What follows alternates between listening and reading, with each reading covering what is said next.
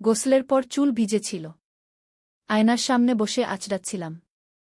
ছেলে এসে পেছনে দাঁড়াল। বলল, আমি আঁচড়িয়ে দিই কি? আমি বললাম, না আমি পারব। সে জোর করে আমার হাত থেকে আয়না নিয়ে নিল। আমার পেছনে দাঁড়িয়ে চুল আঁচড়াতে লাগল, খুব আস্তে আস্তে, প্রতিটা চুল যেন গুনে গুনে। আমার ভিজা চুলের গন্ধ নীল গভীর করে। বলল, তোমার চুলের গন্ধ আমাকে মাতাল করে দেয় গু। আমি বললাম, এসব কি বলছিস? সে আমার চুল দিয়ে খেলতে লাগল, লম্বা চুল পেঁচিয়ে খুলে দিয়ে। আমি আয়নায় তার মুখ দেখতে পেলাম, এক অন্যরকম দৃষ্টি। সে আমার কাঁধে হাত রাখল। বলল, মা, তোমার চুল যেন আমার হাতের মুঠো বন্দী হয়ে থাক। আমি বুঝতে পারছিলাম না কি বলব। সে আমার চুলে মুখ গুজে দিয়ে বলল, আমি তোমার চুলের মালিক হতে চাই। তুমি আমার স্ত্রী হও। আমি সারা জীবন তোমার চুল আঁচড়িয়ে দেব। আমার ভিজা চুল থেকে পানি ঝরে পড়ছিল। তার কথাগুলো আমার হৃদয়ে সেই পানির মতোই গড়িয়ে পড়ল। এই গল্পটি সম্পূর্ণ শুনলে আপনাদের পানি অটোমেটিক বের হয়ে যাবে, সো যত দ্রুত সম্ভব হাতের কাছে টিস্যু নিয়ে বসে পড়ুন। বিছানার চাদর যেন নষ্ট না হয় সেটা সম্পূর্ণ খেয়াল রাখার অনুরোধ জানিয়ে গল্পটি এখন শুরু করব। তার আগে সর্বশেষ অনুরোধ, দয়া করে এমন পানি বের করার গল্প নিয়মিত শুনতে আমাদের চ্যানেলটি সকলেই সাবস্ক্রাইব করুন। ধন্যবাদ। হ্যালো বন্ধুরা, আমার নাম সুমিত্রা সেন। আমার বয়স ৪১ বছর। আমার স্বামীর নাম রবীন্দ্র সেন, বয়স ৪৪ বছর। আমাদের ২ সন্তান, অবিক আর তিথি। অবিক ১৮ বছর বয়সী, কলেজে পড়ে। তিথি ১১ বছর বয়সী, স্কুলে যায়। সেদিন সকালে অবিকের অদ্ভুত আচরণ দেখে আমি চিন্তিত হয়ে পড়লাম। কিন্তু আমি জানতাম না যে এই ঘটনা আমাদের পারিবারিক জীবনে একটি অবিশ্বাস্য রহস্যের সূত্রপাত করতে চলেছে। সেই দিনই বিকেলে অবিক আমার কাছে এসে বলল, মা, তুমি কি জানো আমাদের বাড়ির গোপন ইতিহাস সম্পর্কে? আমি অবাক হয়ে বললাম, কী রকম গোপন ইতিহাস? অবিক বলল, আমাদের দাদুর আমলে এই বাড়িতে একটি গুপ্তধন লুকানো ছিল। আর সেই গুপ্তধনের চাবি লুকানো আছে মায়ের চুলের ভিতরে গু। আমি হেসে বললাম, এ আবার কি কথা? চুলের ভিতরে চাবি? অবিক গম্ভীর মুখে বলল, মা, আমি সিরিয়াস। দাদুর ডায়েরিতে এই কথা লেখা আছে। তিনি লিখেছেন যে পারিবারিক উত্তরাধিকারের চাবি তার পুত্রবধূর কেশগুচ্ছে গোপন করে রেখেছেন গু। আমার মনে পড়ল, শ্বশুরমশাই সত্যিই আমার চুলের খুব প্রশংসা করতেন। তিনি সব সময় বলতেন, সুমিত্রার চুলে আছে আমাদের পারিবারিক গৌরবের ছাপ। কিন্তু আমি কখনো এর গূঢ় অর্থ বুঝতে পারিনি। অবিক বলে চল, মা, দাদু লিখেছেন যে চুলের একটি বিশেষ অংশে একটি ছোট্ট সোনার চাবি লুকানো আছে। সেই চাবি দিয়ে খোলা যাবে বাড়ির গোপন তিজোরি। আমি বললাম, কিন্তু আমার তো এত লম্বা চুল, এর মধ্যে কোথায় খুঁজব? অবিক বলল, তাই তো আমি তোমার চুল এত মনোযোগ দিয়ে আঁচড়াচ্ছিলাম। আমি খুঁজে বের করতে চাইছি সেই রহস্যময় চাবি কে। এবার আমার সব কিছু পরিষ্কার হয়ে গেল। অবিকের আজব আচরণের পিছনে ছিল এই গুপ্তধনের সন্ধান। সেদিন রাতে স্বামী রবীন্দ্র ফিরে এসে যখন এই কথা শুনল, তখন সে বলল, আমার বাবা সত্যিই অনেক রহস্যময় মানুষ ছিলেন। তিনি প্রত্নতত্ত্বের গবেষণা করতেন। হতে পারে সত্যিই কোনো মূল্যবান জিনিস লুকিয়ে রেখেছেন গু। পরের দিন সকালে আমরা সবাই মিলে অবিকের সাথে আমার চুল খুঁজতে শুরু করলাম। তিথিও অনেক উৎসাহ নিয়ে যোগ দিল।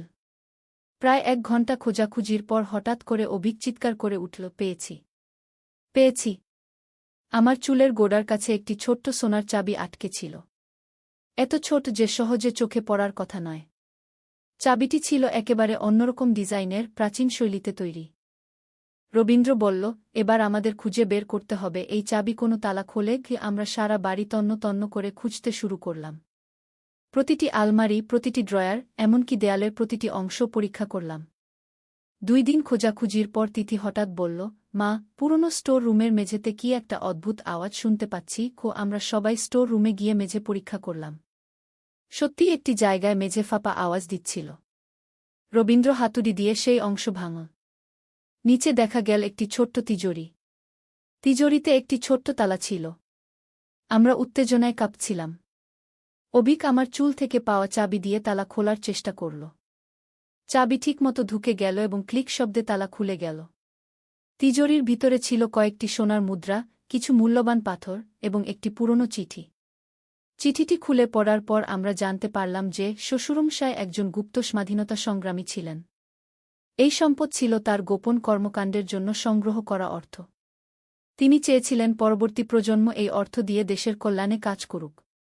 চিঠিতে আরও লেখা ছিল যে তিনি জানতেন যে অবিক একদিন এই রহস্যের সমাধান করবে। তাই তিনি চাবিটি এমনভাবে লুকিয়ে রেখেছিলেন যে শুধুমাত্র পরিবারের সদস্যরাই খুঁজে পেতে পারবে। আমরা সিদ্ধান্ত নিলাম এই অর্থ দিয়ে একটি দাতব্য প্রতিষ্ঠান গড়ব। অবিক বলল, মা, দাদুর স্বপ্ন পূরণ করতে পারলে কতই না ভালো লাগবে। আমি গর্বের সাথে দেখলাম আমার ছেলে কত বুদ্ধিমান এবং দেশপ্রেমিক। এই ঘটনার পর আমাদের পরিবারের সবাই আরও কাছাকাছি এসেছি। অবিকের সাথে আমার সম্পর্ক আরও গভীর হয়েছে। সে এখন আমার চুলের যত্ন নেওয়ার সময় বলে, মা, তোমার চুল শুধু সুন্দরী নয়, এর মধ্যে লুকিয়ে আছে আমাদের পারিবারিক ঐতিহ্যের গৌরবময় ইতিহাস। রবীন্দ্র অবাক হয়ে বলল, বাবার এত বড় রহস্য এতদিন আমরা জানতামই না। আমরা বুঝতে পারলাম যে প্রতিটি পরিবারে এমন কিছু না কিছু লুকানো ইতিহাস থাকে যা আমরা কল্পনাও করতে পারি না। তিথি এখন স্কুলে গিয়ে বন্ধুদের বলে, আমার দিদির চুলে ছিল গুপ্তধনের চাবি। সবাই প্রথমে অবিশ্বাস করলেও পরে যখন প্রমাণ দেখেছে তখন সবাই অবাক হয়েছে। আমাদের এই রোমাঞ্চকর অভিজ্ঞতা সারা এলাকায় ছড়িয়ে পড়েছে। প্রতিবেশীরা বলে, সুমিত্রার মতো ভাগ্যবান মহিলা আর নেই। কিন্তু আমি জানি, এটা শুধু ভাগ্যের ব্যাপার নয়, এটা পারিবারিক ভালোবাসা এবং একসাথে থাকার ফল। অবিক এখন দেশের ইতিহাস নিয়ে আরও বেশি পড়াশোনা করছে। সে বলে, মা, দাদুর মতো আমিও দেশের জন্য কিছু একটা করতে চাই। আমার মনে হয় পারিবারিক ঐতিহ্য এভাবেই এক প্রজন্ম থেকে আরেক প্রজন্মে স্থানান্তরিত হয়। এই ঘটনার পর আমি আরও বুঝতে পেরেছি যে জীবনে কখন কী ঘটবে তা কেউ বলতে পারে না। একটি সাধারণ চুল আঁচড়ানো থেকে শুরু হওয়া ঘটনা এত বড় একটি রহস্যের সমাধান করে দিল। আমাদের দাতব্য প্রতিষ্ঠানের কাজ এখন পুরোদমে চলছে। গরিব ছাত্রছাত্রীদের পড়াশোনার খরচ দিচ্ছি। অবিক নিজেও সেখানে কাজ করে। প্রতিদিন নতুন নতুন মানুষের মুখে হাসি ফোটাতে পারছি। রবীন্দ্র মাঝে মাঝে বলে, বাবা যদি জীবিত থাকতেন তাহলে কত খুশি হতেন দেখে যে তার স্বপ্ন পূরণ হচ্ছে। আমিও মনে করি শ্বশুরমশায়ের আত্মা নিশ্চয়ই শান্তি পেয়েছে। এই অভিজ্ঞতা আমাদের পরিবারকে আরও শক্তিশালী করেছে। অবিক এখন আমার সাথে সব বিষয়ে খোলামেলা আলোচনা করে। তৃতীয় বড়দের সম্মান করতে শিখেছে। আমার চুলের যত্ন নেওয়ার সময় এখন সবাই মিলে বসি। অবিক আমার চুল আঁচড়ায়, তিথি তেল মালিশ করে, আর রবীন্দ্র আমাদের পারিবারিক ইতিহাসের গল্প বলে। এখন আমি বুঝতে পারি যে পরিবার হচ্ছে আমাদের সবচেয়ে বড় সম্পদ। অর্থসম্পদ তো আসে যায়, কিন্তু পারিবারিক ভালোবাসা এবং ঐতিহ্য চিরকাল থেকে যায়। অবিক মাঝে মাঝে আমাকে জিজ্ঞেস করে, মা, তোমার মনে হয় দাদু আর কোনো রহস্য লুকিয়ে রেখেছেন? আমি হেসে বলি, তোমার যদি আগ্রহ থাকে তাহলে খুঁজে দেখো। কিন্তু আমি জানি সবচেয়ে বড় রহস্য হচ্ছে পারিবারিক ভালোবাসা, যা আমাদের সবাইকে এক সূত্রে বেঁধে রেখেছে। এই গল্পের মাধ্যমে আমি বুঝতে পেরেছি যে জীবনে অপ্রত্যাশিত ঘটনা আমাদের কাছে নিয়ে আসতে পারে অসাধারণ সব অভিজ্ঞতা। আর সেই অভিজ্ঞতা আমাদের করে তোলে আরও বুদ্ধিমান, আরও দায়িত্বশীল। আজ যখন আয়নার সামনে বসে চুল আঁচড়াই, তখন মনে পড়ে যায় সেই অবিশ্বাস্য দিনের কথা। অবিকের কৌতূহল এবং অধ্যবসায় আমাদের পরিবারের জীবনে নিয়ে এসেছে এক নতুন অধ্যায়। এখন আমাদের পরিবারে প্রতিটি সদস্য একে অপরের প্রতি আরও যত্নশীল। আমরা বুঝেছি যে পরিবারের প্রতিটি সদস্যের মধ্যে লুকিয়ে আছে অসীম সম্ভাবনা। শুধু প্রয়োজন সেই সম্ভাবনাকে খুঁজে বের করার। আমার এই অভিজ্ঞতা থেকে অন্য পরিবারগুলোও শিখতে পারে যে পারিবারিক ঐতিহ্য এবং ইতিহাস কত মূল্যবান।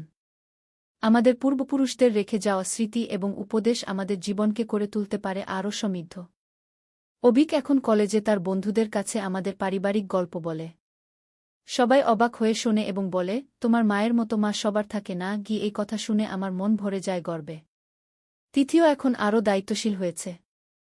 সে বুঝেছে যে পরিবারের প্রতিটি সদস্যের নিজস্ব গুরুত্ব আছে।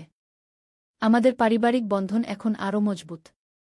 রবীন্দ্র বলে, সুমিত্রা, তোমার ধৈর্য এবং ভালোবাসার কারণেই আমাদের পরিবার এত সুখী। আমি জানি এই সুখ আমাদের সবার যৌথ প্রচেষ্টার ফল। আমাদের দাতব্য প্রতিষ্ঠান এখন এলাকার একটি পরিচিত নাম। প্রতি সপ্তাহে আমরা নতুন নতুন প্রকল্প নিয়ে কাজ করছি। অবিক বলে, মা, দাদুর রেখে যাওয়া অর্থ এত ভালো কাজে লাগছে দেখে আমার খুব ভালো লাগে। এই গল্পের শেষে আমি বলতে চাই যে জীবনে কখনো কোনো ছোট ঘটনাকে অবহেলা করা উচিত নয়। কে জানে, কোনো ছোট ঘটনা থেকে শুরু হয়ে যেতে পারে জীবনের সবচেয়ে বড় অ্যাডভেঞ্চার। আমার পরিবারের সবাই এখন আরও কাছাকাছি। আমরা একসাথে সময় কাটাই, একসাথে স্বপ্ন দেখি, একসাথে কাজ করি। এটাই তো পারিবারিক জীবনের আসল সৌন্দর্য। অবিক এখনও মাঝে মাঝে আমার চুল আঁচড়িয়ে দেয়া, কিন্তু এখন তার উদ্দেশ্য শুধু ভালোবাসা প্রকাশ করা। আমিও খুশি মনে তাকে এই কাজ করতে দিই। আমাদের এই রহস্যময় অভিজ্ঞতা প্রমাণ করে যে জীবনে অলৌকিক কিছু না থাকলেও পারিবারিক ভালোবাসা এবং একতাই পারে অসাধ্য সাধন করতে। আমাদের গল্প শেষ হলেও আমাদের পারিবারিক যাত্রা চলমান থাকবে আরও অনেক দিন। কিছু মাস পর আমাদের জীবনে আরেকটি অবিশ্বাস্য ঘটনা ঘটল। একদিন সকালে ডাকপিয়ান একটি রেজিস্ট্রির চিঠি নিয়ে এল। চিঠিটি ছিল কলকাতার একটি আইনি অফিস থেকে। পরে জানতে পারলাম যে আমাদের দাদুর একটি পুরনো বন্ধুর উইলে আমাদের নাম লেখা আছে। রবীন্দ্র বলল, এ আবার কি ব্যাপার? আমরা সবাই মিলে কলকাতা গেলাম। সেখানে গিয়ে জানতে পারলাম যে দাদুর বন্ধু প্রফেসর গৌতম বসু তার সব সম্পত্তি আমাদের দাদুর পরিবারের নামে দিয়ে গেছেন। কারণ তার কোনো সন্তান ছিল না এবং তিনি দাদুকে ভাই মনে করতেন। প্রফেসর বসুর বাড়িতে গিয়ে আরও অবাক হলাম। সেখানে ছিল একটি বিশাল লাইব্রেরি, পুরনো পাণ্ডুলিপি এবং দুর্লভ প্রত্নতাত্ত্বিক নিদর্শন। অভিক্ত যেন স্বর্গে পৌঁছে গেল। সে বলল, মা, এসব দেখলে মনে হয় আমি কোনো জাদুঘরে এসেছি। প্রফেসর বসুর রেখে যাওয়া ডায়েরিতে আমরা পেলাম আরও অনেক রহস্যের সন্ধান। তিনি লিখেছিলেন যে দাদুর সাথে মিলে তারা ভারতের অনেক প্রাচীন মন্দিরের গুপ্ত সম্পদ রক্ষা করেছিলেন বিদেশি লুটেরাদের হাত থেকে। তিথি একটি পুরনো ম্যাপ দেখে বলল, দিদি, এটা দেখো। এখানে আমাদের জেলার অনেক জায়গার নাম লেখা আছে। ম্যাপটি দেখে বুঝতে পারলাম এটি আমাদের এলাকার দুর্লভ প্রত্নতত্ত্ব স্থানগুলোর একটি গোপন মানচিত্র। রবীন্দ্র বলল, মনে হচ্ছে বাবার জীবনে আরও অনেক রহস্য ছিল যা আমরা জানতাম না। আমিও ভাবছিলাম কত অজানা ইতিহাসের সাথে আমাদের পরিবার জড়িত। প্রফেসর বসুর বাড়ি থেকে ফেরার সময় আমরা সিদ্ধান্ত নিলাম যে এই লাইব্রেরি এবং সংগ্রহশালা আমরা জনসাধারণের জন্য খুলে দেব। অভিক বলল, মা, এসব মূল্যবান জ্ঞান শুধু আমাদের কাছে রেখে লাভ কি? সবাই যেন এর সুবিধা নিতে পারে। কলকাতা থেকে ফেরার পর আমাদের গ্রামে আরেকটি চাঞ্চল্যকর ঘটনা ঘটল। স্থানীয় প্রত্নতত্ত্ব বিভাগের কর্মকর্তারা আমাদের বাড়িতে এসে বলল যে আমাদের জমিতে একটি প্রাচীন মন্দিরের ধ্বংসাবশেষ পাওয়া গেছে। খনন কাজ শুরু হওয়ার পর দেখা গেল যে এটি প্রায় ৫০০ বছরের পুরনো একটি মন্দির। মন্দিরের গর্ভগৃহে পাওয়া গেল অসংখ্য পুরনো মূর্তি এবং শিলালিপি। প্রত্নতত্ত্ববিদরা বলল যে এই আবিষ্কার আমাদের এলাকার ইতিহাসকে নতুনভাবে লিখতে হবে। অভিক এই খনন কাজে স্বেচ্ছাসেবক হিসেবে কাজ করতে শুরু করল। সে বলল, মা, মনে হচ্ছে দাদু জানতেন যে এখানে একটি মন্দির আছে। তাই তিনি এই জায়গায় বাড়ি বানিয়েছিলেন। আমিও এই কথার সাথে একমত হলাম। মন্দিরের খননকাজে আমরা পেলাম আরেকটি চমকপ্রদ জিনিস। মন্দিরের নিচে একটি গুপ্ত সুড়ঙ্গ আছে যা আমাদের বাড়ির স্টোর রুম পর্যন্ত বিস্তৃত। এই সুড়ঙ্গ দিয়ে প্রাচীনকালে সাধুসন্তরা গোপনে যাতায়াত করতেন। তিথি অনেক উৎসাহ নিয়ে বলল, দিদি, আমাদের বাড়িটা তো একটা ঐতিহাসিক জায়গা। আমি হেসে বললাম, হ্যাঁ মা, আমরা কতটা ভাগ্যবান যে এমন একটি জায়গায় আমাদের বাস। প্রত্নতত্ত্ব বিভাগ আমাদের জমিকে একটি সংরক্ষিত এলাকা ঘোষণা করল। আমাদের বাড়িও এখন একটি হেরিটেজ বিল্ডিং হিসেবে স্বীকৃতি পেল। সরকার আমাদের এই জায়গা রক্ষণাবেক্ষণের জন্য বিশেষ সাহায্য দিল। রবীন্দ্র বলল, সুমিত্রা, মনে হচ্ছে আমাদের পরিবারের সাথে এই মাটির একটা বিশেষ সম্পর্ক আছে। আমিও মনে করি আমাদের পূর্বপুরুষরা এই মাটিতে শুধু ঘর বানিয়েই থেমে থাকেননি, তারা এর ইতিহাস ও ঐতিহ্য রক্ষা করেছেন। অভিক এখন প্রত্নতত্ত্ব নিয়ে পড়াশোনা করার সিদ্ধান্ত নিয়েছে।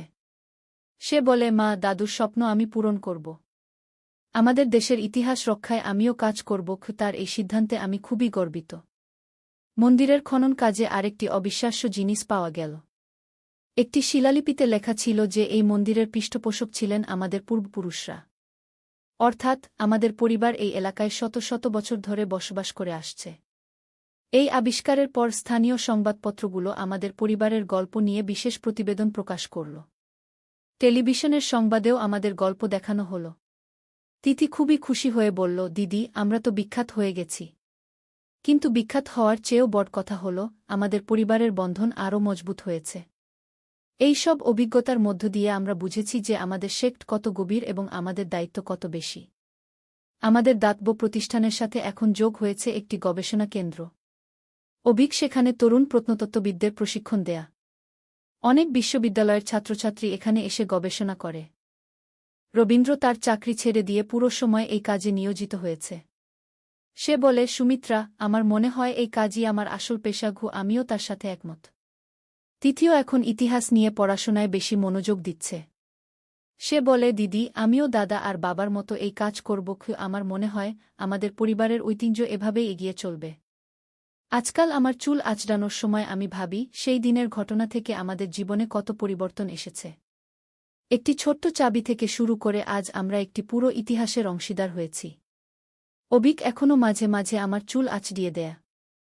কিন্তু এখন সে বলে, মা, তোমার চুলে শুধু গুপ্তধনের চাবি ছিল না, ছিল আমাদের পূর্বপুরুষদের আশীর্বাদও। কি? আমি হেসে বলি, হতেও পারে কি। আমাদের বাড়িতে এখন প্রতিদিন অনেক পর্যটক এবং গবেষক আসেন। তারা আমাদের পারিবারিক গল্প শুনতে চান। আমি সবার কাছে বলি, পরিবার হচ্ছে আমাদের সবচেয়ে বড় ঐতিহ্য। প্রফেসর বসুর লাইব্রেরি এখন আমাদের গ্রামেই স্থানান্তরিত করা হয়েছে। সেখানে একটি পাঠাগার এবং গবেষণাগার তৈরি করা হয়েছে। অবিক বলে, মা, দাদু এবং প্রফেসর বসু স্বপ্ন দেখেছিলেন এমন একটি গানের কেন্দ্রের গু। আমাদের এই সফলতার খবর শুনে দূরদূরান্ত থেকে অনেক মানুষ এসে আমাদের কাজে সাহায্য করতে চায়। আমরা সবাইকে স্বাগত জানাই। কারণ আমরা বিশ্বাস করি, জ্ঞান ভাগাভাগি করলে বাড়ে। তিথি এখন স্কুলে তার ক্লাসমেটদের নিয়ে একটি ইতিহাস ক্লাব করেছে। তারা বিভিন্ন ঐতিহাসিক স্থান ভ্রমণ করে এবং গবেষণা করে। তিথি বলে, দিদি, আমাদের দেশে কত অজানা ইতিহাস লুকিয়ে আছে। রবীন্দ্র এখন একটি বই লিখছে আমাদের পারিবারিক অভিজ্ঞতা নিয়ে। তিনি বলেন, আমাদের গল্প অন্যদের অনুপ্রাণিত করবে তাদের নিজের পারিবারিক ইতিহাস খোঁজ করতে। আমি এখন বুঝতে পারি যে আমার চুলে লুকানো সেই চাবিটি শুধু একটি তিজোরির চাবি ছিল না। সেটি ছিল আমাদের পারিবারিক ঐতিহ্যের দরজার চাবি। সেই দরজা খুলে আমরা পেয়েছি অমূল্য সব স্মৃতি এবং দায়িত্ব। অবিক মাঝে মাঝে বলে, মা, তুমি কি জানো তোমার সেই ভিজা চুলের ঘটনা আমাদের জীবনে কত বড় পরিবর্তন এনেছে? আমি বলি, জীবনে কোনো ঘটনাটি কত বড় প্রভাব ফেলবে সেটা আগে থেকে বলা যায় না। আমাদের এই অভিজ্ঞতা থেকে আমি শিখেছি যে পরিবারের প্রতিটি সদস্যের মধ্যে লুকিয়ে আছে অসাধারণ সব সম্ভাবনা। শুধু প্রয়োজন সেই সম্ভাবনাকে চিনতে পারা এবং সেটিকে কাজে লাগানো। আজ যখন আয়নার সামনে দাঁড়িয়ে চুল আঁচড়াই, তখন মনে হয় যেন আমি শুধু চুলই আঁচড়াচ্ছি না, আঁচড়াচ্ছি আমাদের পারিবারিক ইতিহাসের প্রতিটি অধ্যায়। আমাদের গল্প এখনও শেষ হয়নি। প্রতিদিন নতুন নতুন আবিষ্কার, নতুন নতুন অভিজ্ঞতা আমাদের জীবনকে আরও সমৃদ্ধ করে তুলছে। আর সবচেয়ে বড় কথা, আমাদের পারিবারিক বন্ধন আরও মজবুত হয়ে চলেছে। অবিক, তিথি, রবীন্দ্র আর আমরা সবাই মিলে এগিয়ে চলেছি একটি উজ্জ্বল ভবিষ্যতের দিকে, যেখানে আমাদের অতীতের গৌরব আর ভবিষ্যতের স্বপ্ন একসাথে মিলেমিশে একাকার। একদিন আলী সাহেব সোহেলের অফিসে এলেন। সোহেল তাকে দেখে অবাক হয়ে গেল। স্যার, আপনি এখানে? হ্যাঁ সোহেল, তোমার অফিস একবার দেখতে চাইলাম। খুব সুন্দর হয়েছে। আলী সাহেব পুরো অফিস ঘুরে দেখলেন, কর্মচারীদের সাথে কথা বললেন। তারপর সোহেলের রুমে এসে বসলেন। সোহেল, তুমি অনেক দূর এসেছ। মনে আছে 7 বছর আগে তুমি যখন আমার অফিসে প্রথম এসেছিলে চা বানানোর কাজ করতে? হ্যাঁ স্যার, সব মনে আছে। আমি গর্বিত যে আমি তোমাকে একটা সুযোগ দিয়েছিলাম, আর তুমি সেই সুযোগকে কাজে লাগিয়েছ। জানো সফলতার মূল সূত্র কি? কি স্যার? কঠোর পরিশ্রম, সততা আর হাল না ছাড়া। তোমার মধ্যে এই 3টা গুণই আছে। সোহেল চোখে জল নিয়ে বলল, আপনি না থাকলে আজ আমি এখানে পৌঁছাতে পারতাম না স্যার। না সোহেল, আমি শুধু একটা দরজা খুলে দিয়েছিলাম। ভেতরে ঢুকে পথ তৈরি করেছ তুমি নিজে। আলী সাহেব চলে যাওয়ার আগে বললেন, আমার একটা বড় প্রজেক্ট আছে, একটা 20 ফ্লোর বিজনেস টাওয়ার। আমি চাই তুমি এই প্রজেক্টে আমার সাথে পার্টনার হও। 50-50 রাজি? সোহেল অবাক হয়ে গেল। এত বড় প্রজেক্ট? স্যার, আমার কি যথেষ্ট সামর্থ্য আছে? আছে, আমি বিশ্বাস করি। সোহেল রাজি হয়ে গেল। এটা তার জীবনের সবচেয়ে বড় প্রজেক্ট হবে। 50 অধ্যায়, বড় চ্যালেঞ্জ। 20 ফ্লোর বিজনেস টাওয়ারের কাজ শুরু হল। এটা সোহেলের জীবনের সবচেয়ে বড় চ্যালেঞ্জ। প্রজেক্টের বাজেট প্রায় 10 করোড় টাকা। সোহেলকে 5 করোড় টাকা ইনভেস্ট করতে হবে। সোহেল তার সব সঞ্চয়ে, ব্যাংক লোন আর কিছু ইনভেস্টর থেকে টাকা জোগাড় করল। এটা একটা বিশাল ঝুঁকি। যদি প্রজেক্ট ব্যর্থ হয়, সব শেষ। মিনা চিন্তিত ছিল। সোহেল, এত বড় ঝুঁকি নেওয়া ঠিক হবে? মিনা, জীবনে বড় কিছু করতে হলে ঝুঁকি নিতে হয়। আমি এই সুযোগ হাতছাড়া করতে চাই না। কিন্তু যদি কিছু ভুল হয়? ভুল হবে না। আমি আলী সাহেবের সাথে আছি, উনি আমাকে গাইড করবেন। প্রজেক্ট শুরু হল। প্রথম 6 মাস সব ভালোই চলছিল। কাজ সময়মতো হচ্ছে, বাজেট ঠিক আছে। কিন্তু 7 মাসের মাথায় একটা বড় সমস্যা দেখা দিল। একজন প্রধান ইনভেস্টর হঠাৎ তার টাকা ফেরত চাইলেন। তিনি অন্য একটা জরুরি কাজে টাকা লাগবে বলে জানালেন। 1 করোড় টাকা ফেরত দিতে হবে। সোহেল বিপদে পড়ে গেল। 1 করোড় টাকা এখন কোথায় পাবে? প্রজেক্টের সব টাকা ঢেলে দিয়েছে। সে আলী সাহেবের সাথে কথা বলল। আলী সাহেব বললেন, চিন্তা করো না, আমি ব্যবস্থা করছি।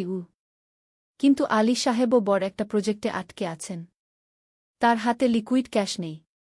সোহেল অন্য ব্যাংক থেকে লোন নেওয়ার চেষ্টা করল। কিন্তু ব্যাংক বলল, ইতিমধ্যে তার অনেক লোন আছে, নতুন লোন দিতে পারবে না। সোহেল রাতে ঘুমাতে পারছিল না। খাওয়া দাওয়া বন্ধ করে দিয়েছিল। মিনা তাকে দেখে খুব চিন্তিত হয়ে গেল। সোহেল, প্লিজ নিজেকে এভাবে শেষ করে ফেলো না। কোনো একটা রাস্তা বের হবেই কি। কিন্তু সোহেল কোনো রাস্তা দেখতে পাচ্ছিল না। ইনভেস্টর 15 দিন সময় দিয়েছে। 15 দিনের মধ্যে টাকা ফেরত না দিলে তিনি আইনি ব্যবস্থা নেবেন। 10 দিন কেটে গেল। সোহেল কোনো সমাধান খুঁজে পেল না। সে প্রায় হাল ছেড়ে দিয়েছিল। 11 দিনের দিন একটা অপ্রত্যাশিত ঘটনা ঘটল। জাহিদ ভাই, সোহেলের পুরনো সহকর্মী, তার অফিসে এলেন। জাহিদ ভাই এখন একটা রিয়েল এস্টেট কোম্পানিতে সিনিয়র ম্যানেজার। সোহেল, আমি তোমার সমস্যার কথা শুনেছি গু।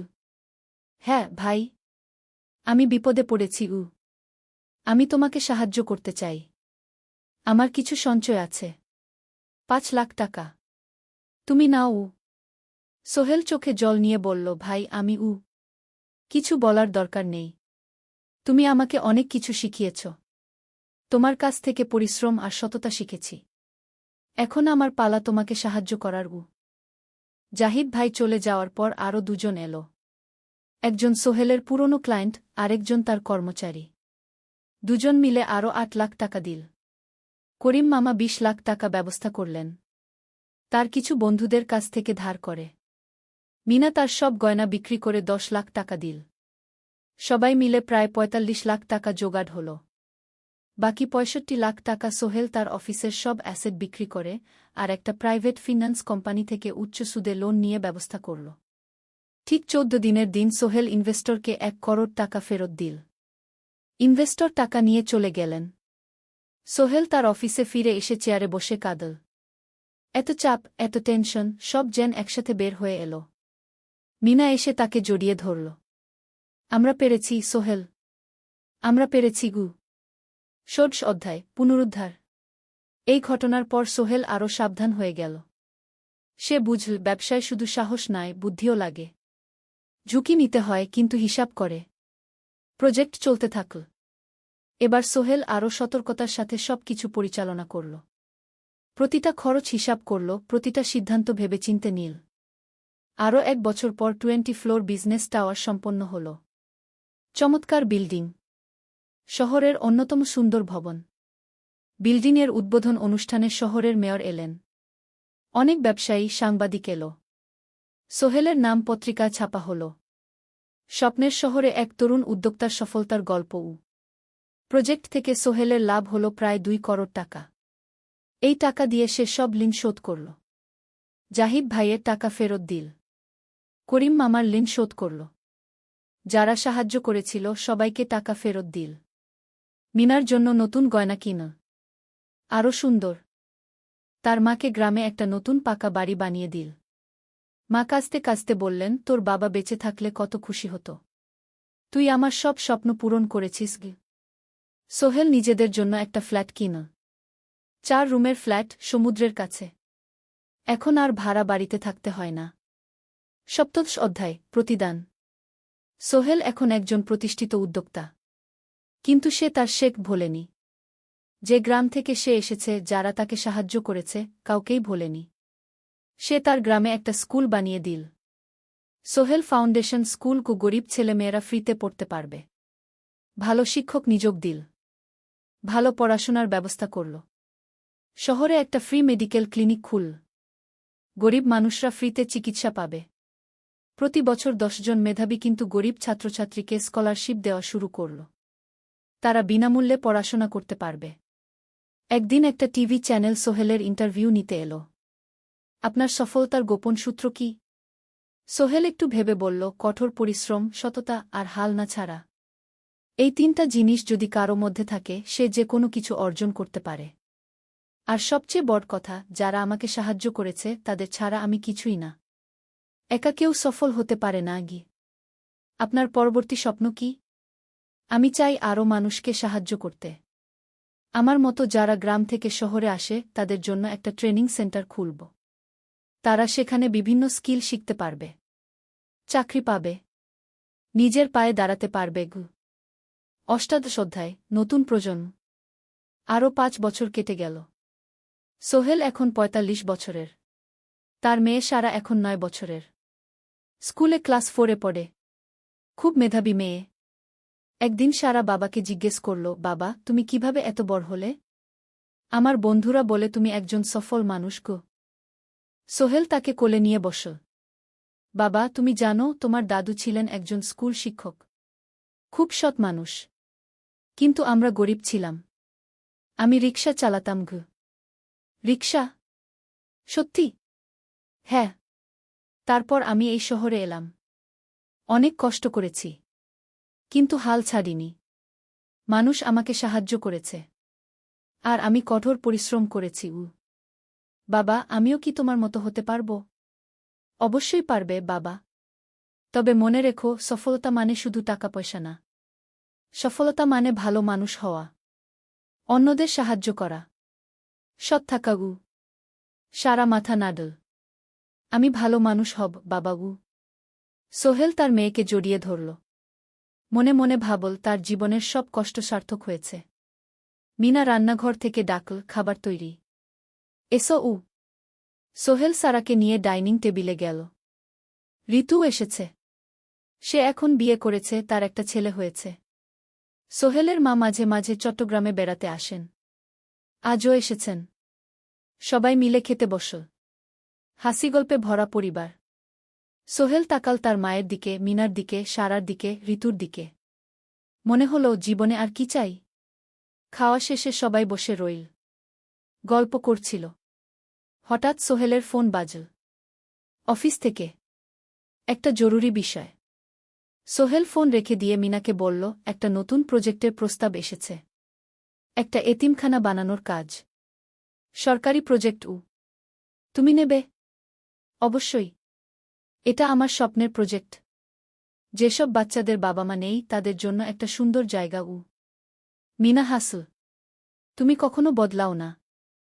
এখনো অন্যদের কথা ভাবো। এটাই তো জীবন মিনা। শুধু নিজের জন্য বাঁচলে কি হবে? ঊনবিংশ অধ্যায়, উত্তরাধিকার। 10 বছর আরও কেটে গেল। সোহেল এখন 55 বছরের। তার চুলে পাক ধরেছে। কিন্তু শক্তি এখনও আগের মতোই। সারা এখন 19 বছরের। সে বিশ্ববিদ্যালয়ে ইঞ্জিনিয়ারিং পড়ছে। সে চায় বাবার মতো কনস্ট্রাকশন ইন্ডাস্ট্রিতে কাজ করতে। একদিন সারা বাবাকে বলল, বাবা, আমি তোমার কোম্পানিতে কাজ করতে চাই। এখনও তো তোর পড়াশোনা বাকি। জানি। কিন্তু আমি এখন থেকেই শিখতে চাই। ছুটির দিনে তোমার সাথে সাইটে যেতে চাই। দেখতে চাই কিভাবে কাজ হয়। সোহেল খুশি হয়ে গেল। তার মেয়ে তার পথ অনুসরণ করতে চায়। ঠিক আছে। কিন্তু শর্ত হল, তোকে সবকিছু নিজ থেকে শিখতে হবে। কোনো স্পেশাল ট্রিটমেন্ট পাবি না। আমি তো তাই চাই বাবাগু। সারা তার বাবার সাথে কাজ শিখতে শুরু করল। সে দেখল কিভাবে শ্রমিকরা কাজ করে, কিভাবে ম্যাটেরিয়াল বাছাই করতে হয়, কিভাবে একটা প্রজেক্ট ম্যানেজ করতে হয়। সোহেল তাকে কোনো সহজ পথ দিল না। সারাকেও সবার মতো কষ্ট করতে হল। সাইটে রোদে দাঁড়িয়ে থাকতে হল। শ্রমিকদের সাথে কথা বলতে হল। কিন্তু সারা হাল ছাড়ল না। সে তার বাবার মেয়ে। পরিশ্রম করতে জানে। 3 বছর পর সারা গ্রাজুয়েট হল। সে সোহেলের কোম্পানিতে জুনিয়র প্রজেক্ট ম্যানেজার হিসেবে যোগ দিল। সোহেল ধীরে ধীরে সারাকে বড় দায়িত্ব দিতে শুরু করল। সারা তার বাবার মতোই সৎ, পরিশ্রমী। 20 অধ্যায়, সমাপ্তি নয়, নতুন শুরু। আরও 5 বছর পর। সোহেল এখন 60 বছরের। সে সিদ্ধান্ত নিল, এবার অবসর নেওয়ার সময় এসেছে। কোম্পানির দায়িত্ব সারাকে দেবে। একটা অনুষ্ঠান করা হল। সোহেল আনুষ্ঠানিকভাবে কোম্পানির চেয়ারম্যান পদ থেকে অবসর নিল। সারা হল নতুন ম্যানেজিং ডিরেক্টর। সোহেল তার বক্তব্যে বলল, আমি যখন এই শহরে এসেছিলাম আমার পকেটে ছিল মাত্র ৫,০০০ টাকা, একটা ছোট্ট ব্যাগ, আর অনেক স্বপ্ন। আজ ৪০ বছর পর আমি পেছনে ফিরে তাকাই, দেখি একটা দীর্ঘ পথ। সেই পথে অনেক কষ্ট ছিল, অনেক বাধা ছিল, কিন্তু ছিল অনেক ভালোবাসাও, অনেক মানুষের সাহায্যও। আমি বিশ্বাস করি সফলতা একা আসে না, এটা আসে অনেক মানুষের সমর্থন, ভালোবাসা আর বিশ্বাস নিয়ে। আমি যা কিছু অর্জন করেছি তা আমার একার না, এটা আমার পরিবারের, আমার কর্মচারীদের, আমার বন্ধুদের, সবার। আজ আমি আমার মেয়ে সারার হাতে এই দায়িত্ব তুলে দিচ্ছি। আমি জানি সে আমার চেয়ে ভালো করবে, কারণ সে শিখেছে আমার ভুল থেকে, আমার অভিজ্ঞতা থেকে। অনুষ্ঠান শেষ হল, সবাই চলে গেল। সোহেল আর মিনা অফিসে একা দাঁড়িয়ে রইল। মিনা, মনে আছে আমরা প্রথম কখন দেখা হয়েছিলাম? হ্যাঁ, তোমার সেই ছোট্ট মুদি দোকানে। তুমি বিস্কুট কিনতে এসেছিলে। কে ভেবেছিল সেই দিন থেকে আমাদের এই পর্যস্বপ্নের শহর। প্রথম অধ্যায়, যাত্রা শুরু। সকাল ৭টা বেজে গেছে। ঢাকার কমলাপুর রেলস্টেশনে মানুষের ভিড়। চারদিকে চা বিস্কুট বিক্রেতাদের চিৎকার, ট্রেনের হর্ন আর যাত্রীদের কোলাহল। এই বিশাল ভিড়ের মধ্যে একটা ছোট্ট ব্যাগ হাতে দাঁড়িয়ে আছে সোহেল। বয়স মাত্র ২২। গায়ের রং শ্যামলা, চোখে স্বপ্নের ঝিলিক। ভাইজা, চট্টগ্রামের টিকিট আছে? সোহেল টিকিট কাউন্টারের সামনে দাঁড়িয়ে জিজ্ঞেস করল। আছে। ৩০ টাকা। কাউন্টারের লোকটা উত্তর দিল। সোহেল তার পকেট থেকে টাকা বের করল। মোট ৫,০০০ টাকা। এই টাকা সে জমিয়েছে গত ৩ বছরে রিকশা চালিয়ে। তার স্বপ্ন ছিল চট্টগ্রাম গিয়ে একটা ভালো চাকরি পাওয়া। গ্রামে আর থাকতে চায় না সে। বাবা মারা গেছেন ১০ বছর আগে। মা আর ছোট বোন ঋতুকে নিয়ে সংসার চালাচ্ছিল রিকশা চালিয়ে। কিন্তু এভাবে তো আর সারা জীবন চলবে না। টিকিট কেটে সোহেল প্ল্যাটফর্মে এল। ট্রেন ছাড়বে আর মাত্র ১৫ মিনিট পরে। সে একটা বেঞ্চে বসে পড়ল। ব্যাগটা বুকের কাছে চেপে ধরল। এই ব্যাগে আছে তার সব সম্পদ, কিছু কাপড়, একটা ছোট্ট ফটো ফ্রেমে বাবা মায়ের ছবি, আর কিছু টাকা। কোথায় যাচ্ছেন? পাশে বসা একজন বয়স্ক মানুষ জিজ্ঞেস করলেন। চট্টগ্রাম কাকা। চাকরি খুঁজতে যাচ্ছি। কে? সোহেল বিনয়ের সাথে উত্তর দিল। ভালো, তবে শহরে সাবধানে থাকবেন। শহর মানে অনেক সুযোগ, কিন্তু অনেক ফাঁদও আছে। বয়স্ক লোকটা বললেন। সোহেল মাথা নাড়ল। সে জানে শহরের জীবন সহজ না, কিন্তু তার কোনো বিকল্প নেই। গ্রামে রিকশা চালিয়ে মাসে ৩,৫০০ টাকা আয় হতো। তার মধ্যে সংসার চালাতে হতো, বোনের স্কুলের খরচ দিতে হতো, মায়ের ওষুধের খরচ দিতে হতো। কিছুই বাঁচত না। আর এই জীবন থেকে বেরোনোর একটাই পথ, শহরে গিয়ে ভালো কাজ খুঁজে নেওয়া। সোহেল মনে মনে ভাবল তার বাবার কথা। বাবা ছিলেন একজন স্কুল শিক্ষক।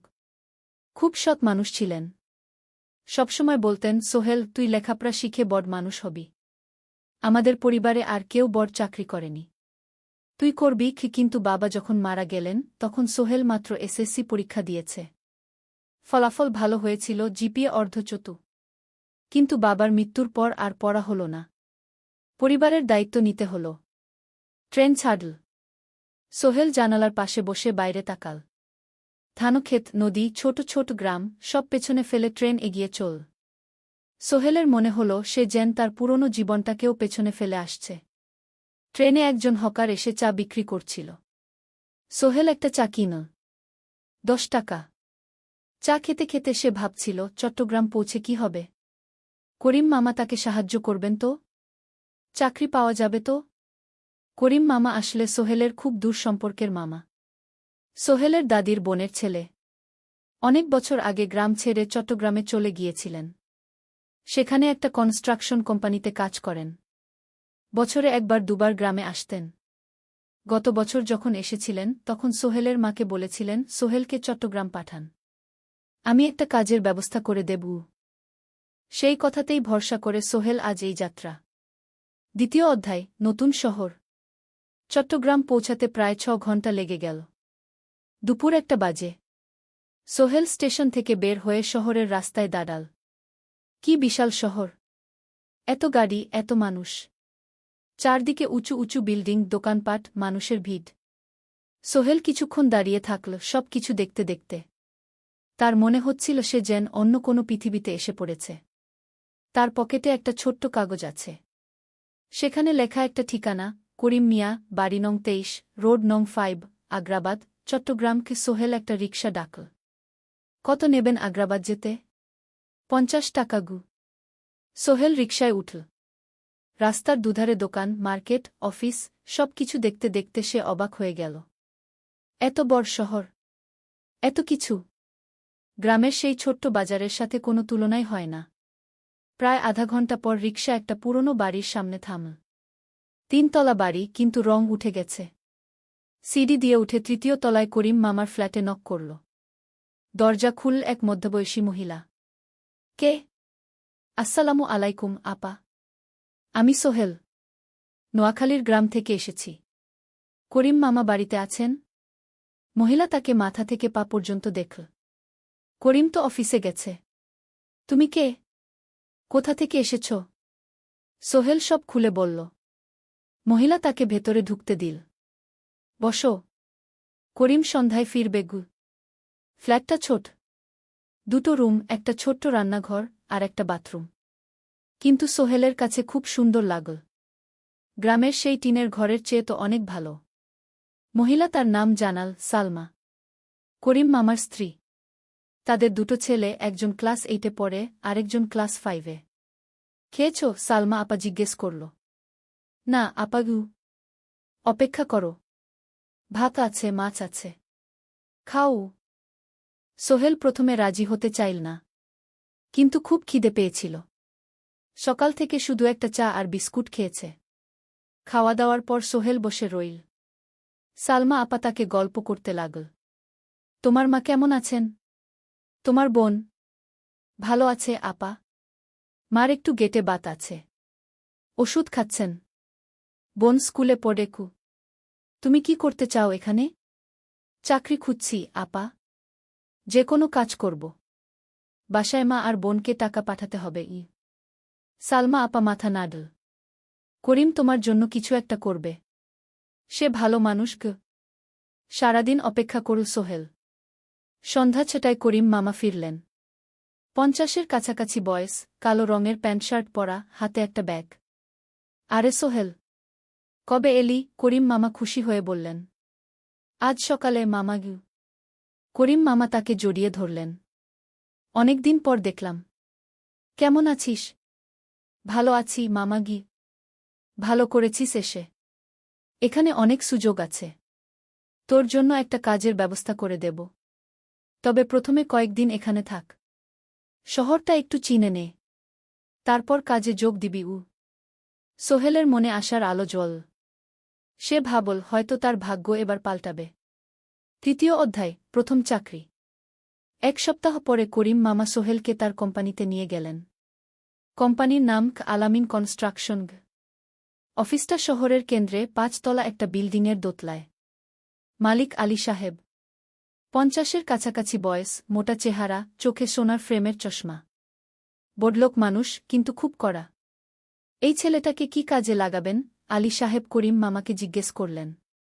স্যার, ও আমার আত্মীয়। গ্রাম থেকে এসেছে। খুব পরিশ্রমী। যে কোনো কাজে লাগাতে পারেন। আলী সাহেব সোহেলের দিকে তাকালেন।